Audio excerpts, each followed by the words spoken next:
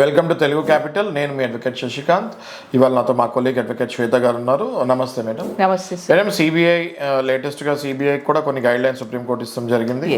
CBI ఏ రాష్ట్రానికైనా ఇంకా వెళ్ళిపోవచ్చు investigation, కానీ దాని గురించి మీరు చెప్పండి మేడం. ఎస్ సార్, రీసెంట్గా సుప్రీంకోర్టు డబుల్ బెంచ్ ఒక వర్డిక్ట్ ఇచ్చింది. సిబిఐకి నో ఎంట్రీ అని చాలా రాష్ట్రాలు ఇంతకుముందు డిక్లేర్ చేశాయి.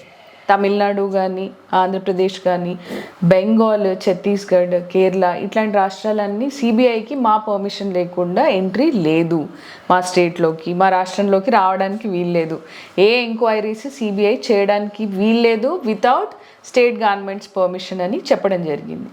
సో అది ఏదైతే ఉందో ఈరోజు ఆ ఎయిర్నంతా క్లియర్ చేసేసింది సుప్రీంకోర్టు. రాష్ట్రాల అనుమతి అవసరం లేదు సిబిఐ ఎంట్రీకి. ఏ రాష్ట్రంలో అయినా ఏదైనా విషయంలో సిబిఐ ఇన్వెస్టిగేషన్ అవసరమో అనుకుంటే డెఫినెట్గా CBI has every access in to that state.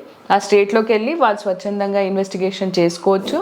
దానికి రాష్ట్రానికి సంబంధించిన సీఎంఓ ఎవరో ఎవరి పర్మిషన్ అవసరం లేదు అని చెప్పింది. చాలా శుభ పరిణామం అండి.